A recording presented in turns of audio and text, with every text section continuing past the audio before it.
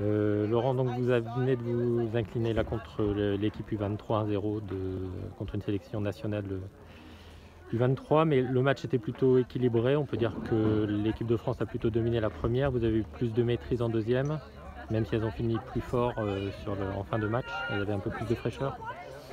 Ouais, c'était un match intéressant. On a cherché à corriger, on était un peu moins bas, s'est procuré quelques occasions. Ouais, c'est des matchs qui nous permettent aussi des fois de sortir du championnat et de jouer aussi sans pression, parce que ça, on a senti qu'il y avait moins de pression sur ce match-là et globalement c'était plutôt intéressant. On peut toujours regretter d'avoir pris ce but dans les 5 dernières, mais bon, il y a eu beaucoup de changements opérés, on a cherché à donner un peu de temps de jeu et puis essayer de mettre certaines choses en place pour le prochain match. Oui, il y a quand même eu plus de maîtrise en deuxième mi-temps. Vous avez eu davantage d'occasions, même si ça ne s'est pas concrétisé, quoi.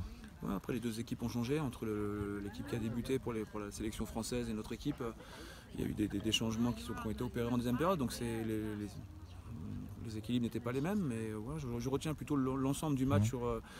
Voilà, nous on a mis des choses en place, des combinaisons, des associations, il y a des gens qui ont pris 90 minutes qui ne jouaient pas ou qui jouaient moins, qu'on avait besoin, donc je retiens plus ce match comme des temps de jeu qui ont été accordés et puis peut-être aussi des projets ou des axes pour le devenir.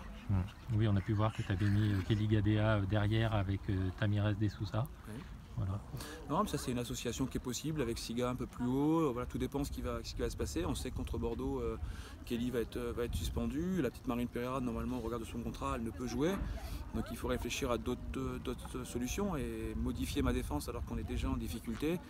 Voilà, on doit réfléchir. Maintenant, il y a Bordeaux, il y a Fleury, il y aura à la maison. Ensuite, on se déplacera à Montpellier. Donc, il faut penser à ces 4 matchs. On a un projet de 4 matchs. Donc, il faut voir le projet en sa globalité. Bon.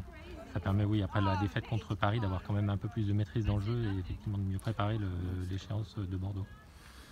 Ouais, ce match, on est tombé contre une très belle équipe. Nous, on a pris 4 buts sur coup de pied arrêté. On a eu beaucoup d'absences. On n'a pas été à l'auteur. On n'a peut-être pas été assez agressif non plus. On n'ose pas jouer. Je pense que là, on a eu davantage de temps pour essayer de poser.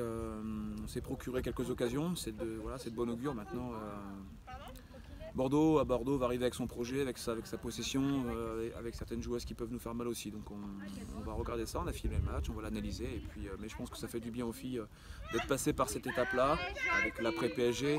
Je pense qu'il nous reste 4 matchs et qu'il faut regarder les 4 matchs à venir. Très bien, merci. Merci à vous.